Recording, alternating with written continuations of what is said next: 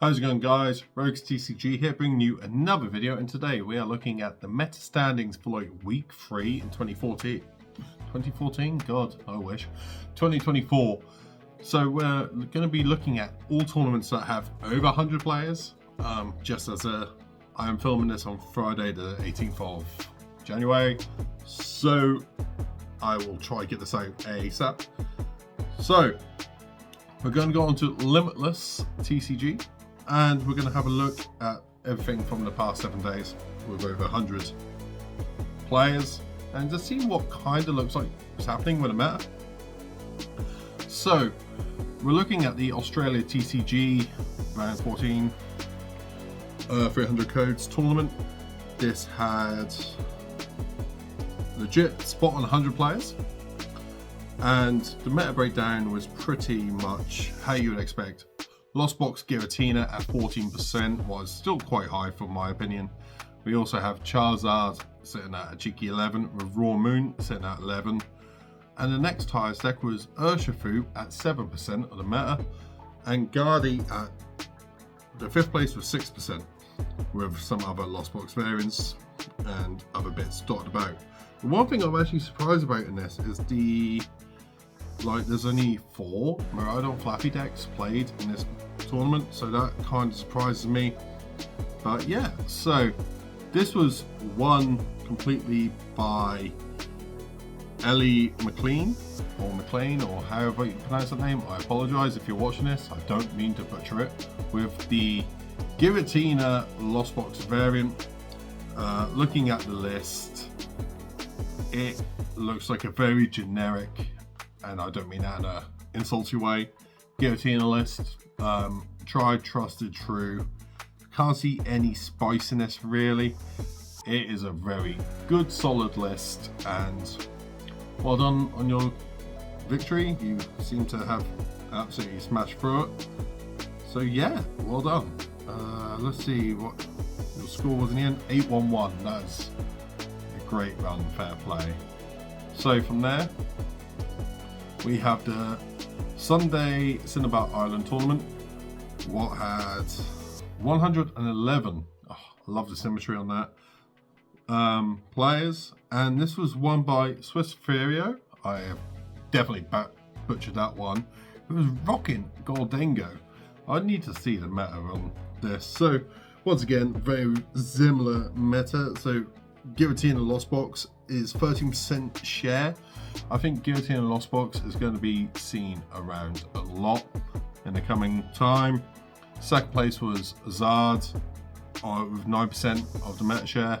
Raw Moon coming up third. Goldengo making an appearance in the 4th spot. And Fusion Mew making a resurgence at the 5th spot. So we're going to have a look at this absolutely awesome list. Goldengo, I'm taking a guess it has the Palkia. Yeah, there's a Goldengo Palkia variant. This is really sick. Let's have a see if there's anything spicy. I like the Spiritomb in this, it makes a lot of sense.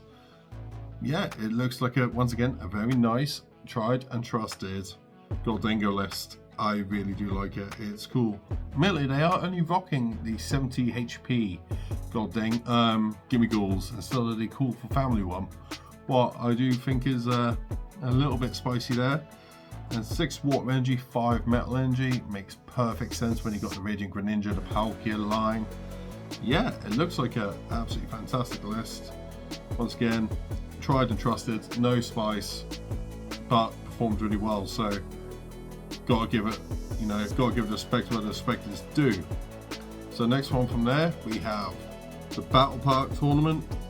Well, it had 124 players, so we are slowly getting up there with 10 rounds, and this was completely taken over by Benjamin B from Great Britain. Woo, go us. With a Miraidon Flappy list, another Miraidon lover I can see, so that makes me very much happier. Looking at the meta share, Charizard was 16% of this meta, followed by Goldengo at 12%. Next after that was Giratina at 12.9%, Guardi at 8%, followed by Raw Moon at 6.5%. So we're going to have a look at this absolutely mad lads Rhydon list. Now this has some absolute spice in it, especially since they are rocking the Luminion, they're rocking the Squawkabilly, as always, a 2-2-2-2-2 line of all the lightning Pokemon except the Zapdos. Once again, love the consistency there. But they do have a Cobalion in this list from Silver Tempest. Now this is actually a really cool tech for the Charizard matchup, because all your basic Pokemon do 30 damage extra to Darkness Pokemon before applying weakness and resistance. That is an awesome spicy tech, plus it has energy acceleration as an attack for 2 colorless. Now, yeah, I saw this, I did not know this card existed, I wish I did. Normally I tend to read every card that comes out in a set, but seeing this, god damn, it made me just like, oh, I want to add this to my lists going forward. I think it's such a clever tech, and it just makes numbers so much easier to hit. And looking, they played against a selection of stuff. They even beat Cloth. How they beat Cloth, I do not know. Yeah, once again, they just seem to accelerate and just did some work, and I have the utmost respect for these. 9-1 in a 120 odd player tournament is absolutely astounding. So well done to Benjamin for adding a card to my radar that I did not know I needed. So next we're looking at the standard Punker Weekly. Normally I do play in this tournament, but I was busy on Monday, so I didn't have a chance. And yeah, I've got to give it to the top 2 decks. They are something spicy. We've got a Chien-Pao, Baxcalibur, and a Regidrago Cherrim. Now, I love the Baxcalibur match, I do, but Regidrago Cherrim, I'm intrigued. But let's have a look at the metagame. So we had 18 Raw Moons, taking first place at 14%, Giratina at 11, we have Charizard at 10, Guardia at 7, and the Lost Box Zard at 7. So yeah, this Cherrim, surprisingly, there was 2 people playing it. What? Who thought this was a good idea? But obviously it paid off. But let's have a look at this loss and the Baxcalibur list. Once again, it looks very simple. With the Iron Bundle in here, what's a really cool tech. So Iron Bundle, once during your turn, if this Pokemon's on the bench, you may switch out your opponent's active Pokemon to the bench. They choose to place an escape rope on your opponent, and you discard this Pokemon and all Pokemon attached, all cards attached. So this is really quite cool. Yeah, it's just a free escape rope, so if they have something what you want to kill, you do have the option of using it. It is a cool tech, I do like that.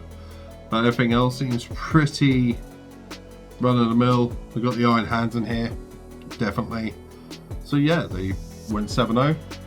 Fair play to them. Punk Ramy always does a great tournament, so that's dope. But let's have a look at this Regidrago list.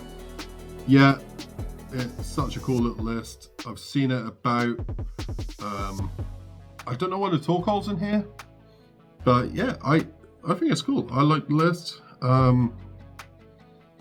130, but I can't think. Maybe it is for the Gimmighoul and Goldingo matchup. I'm not 100%, but yeah, no, I think this is such a cool little list. Radiant Greninja draw, energy acceleration, has good hit with Zarude into the Zard matchup.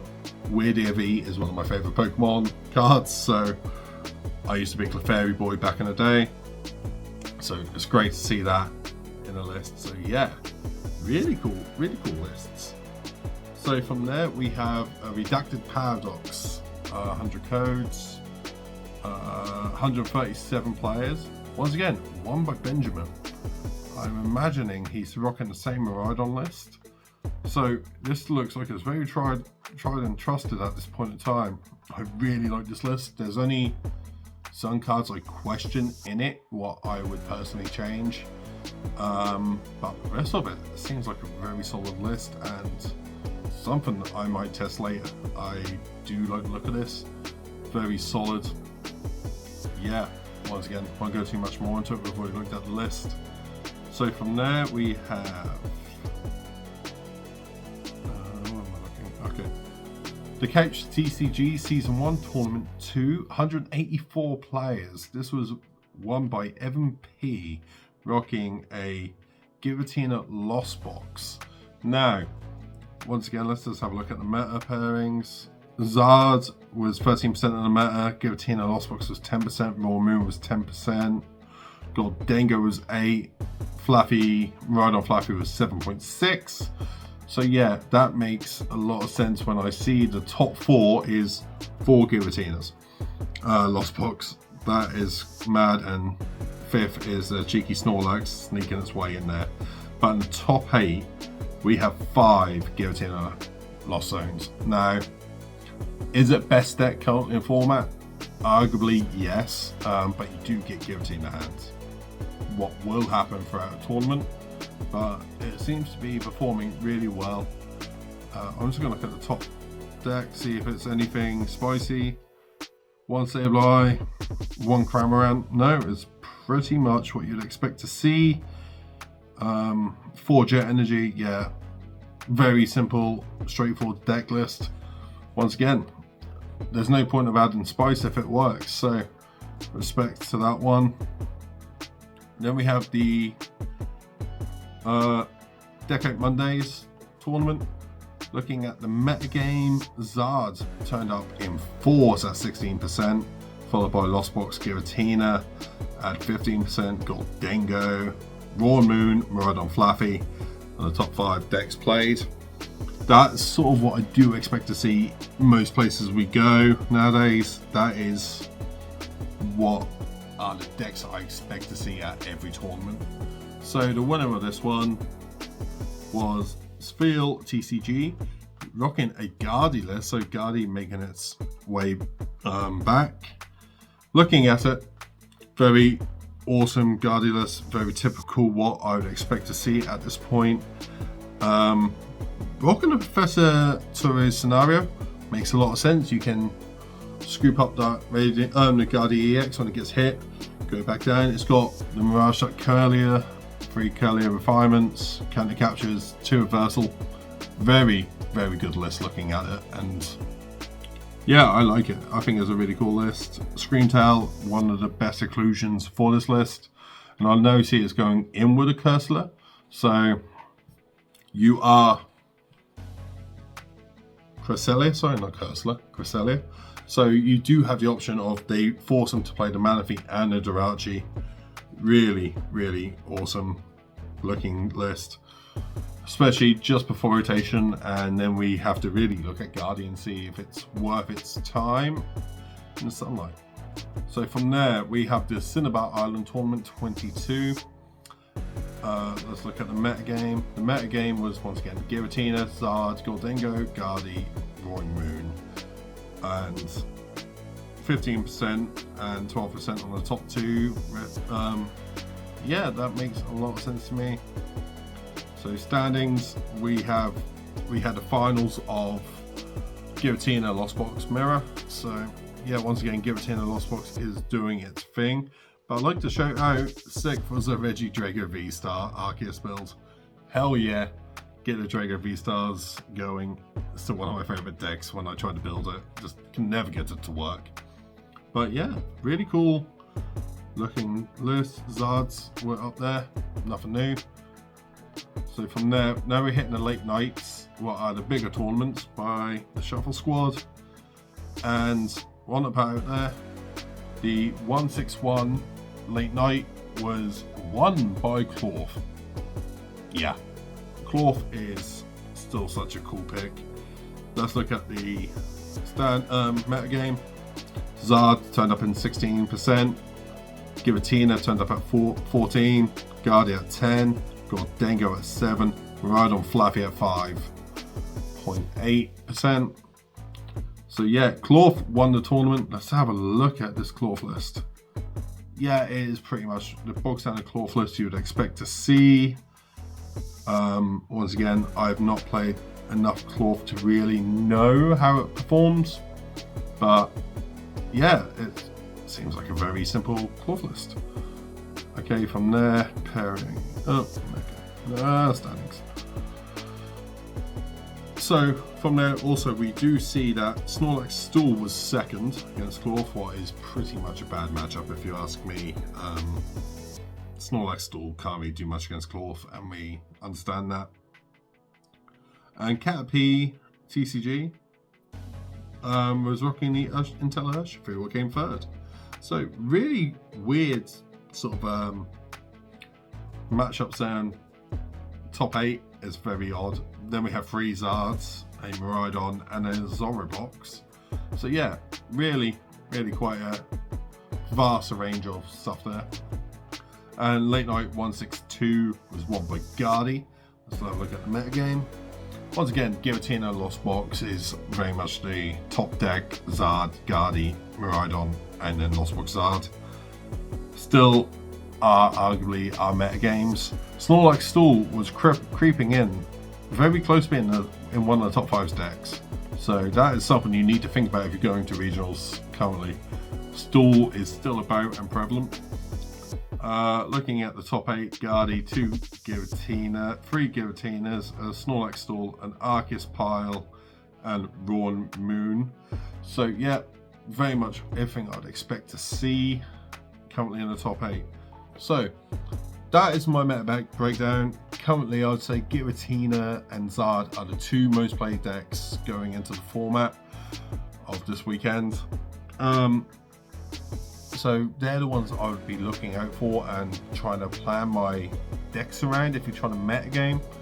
But yeah, hope you guys enjoyed the video. If you did, hit a like down below, leave a comment. But for now, I'll catch all you fine ass beautiful people later. Peace out guys. Bye.